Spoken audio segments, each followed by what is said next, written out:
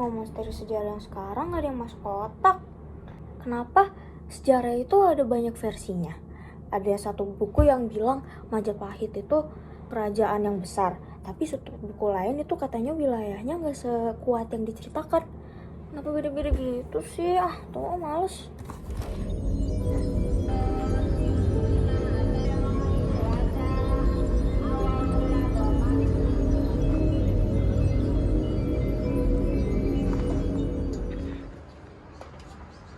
Hei, bangun!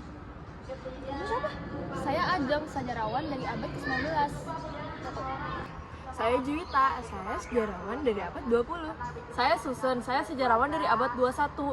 Kami di sini untuk membantu kamu. Sejarawan? Kalian ngapain kesini? Dengar-dengar kamu lagi musiknya sejarah ya? Kenapa sejarah itu ada banyak versinya? Kita di sini berniat untuk ngejelasin sejarah ke kamu. Iya sih. Jadi, sejarah itu ditulis oleh orang-orang dari berbagai macam latar belakang. Misalnya, Coba jelasin dari awal biar lebih ngerti. Kamu ini ya banyak mau.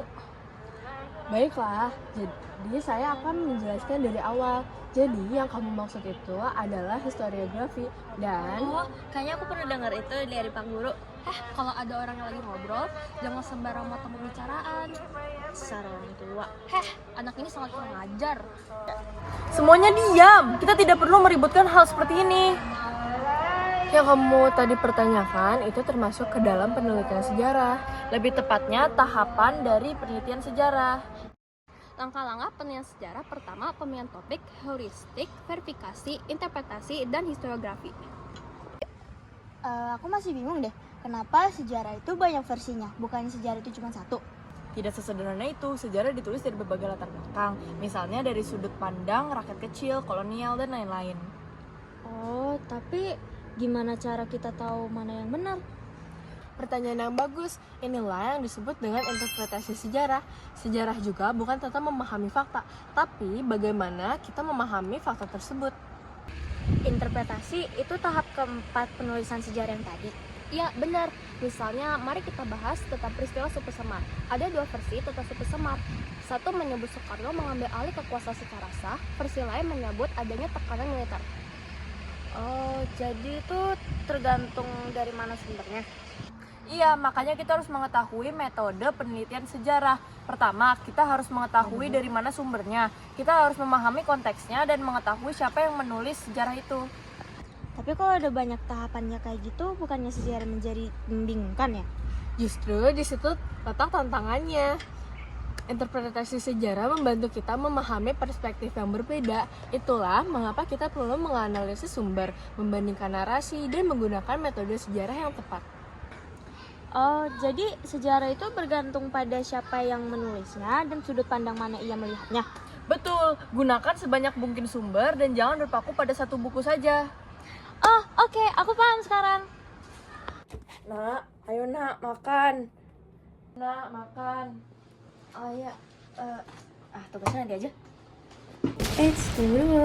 Sebelum video ini berakhir, aku mau menambahkan sedikit informasi terkait interpretasi sejarah. Apa itu interpretasi sejarah?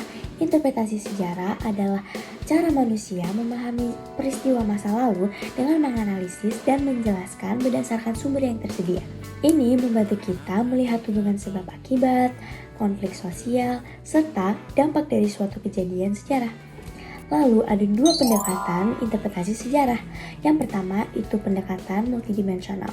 Sejarah itu tidak hanya dilihat dari urutan waktu, tetapi juga dari berbagai aspek seperti sosial, ekonomi, politik.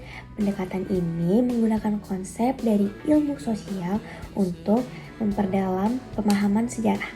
Yang kedua itu pendekatan analisis sintetis. Pendekatan analisis itu menguraikan sumber sejarah untuk menemukan makna dan hubungan sebab akibat. Sintetis adalah menggabungkan berbagai sumber untuk mendapatkan pemahaman yang lebih akurat dan menyeluruh.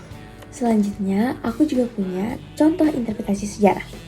Misalnya, ketika seorang arkeolog menemukan sebuah gambar di dalam dinding gua, mereka akan menafsirkan gambar tersebut seperti apakah itu kebiasaan orang zaman dahulu dan kepercayaan orang zaman dahulu. Nah, proses ini itu disebut interpretasi sejarah. Terus ada faktor perbedaan interpretasi sejarah. Yang pertama itu latar belakang sejarawan. Yang kedua, konteks waktu. Yang ketiga, perkembangan ilmu pengetahuan. Nah, yang terakhir nih, gimana sih cara melakukan interpretasi sejarah? Ini langkah-langkahnya.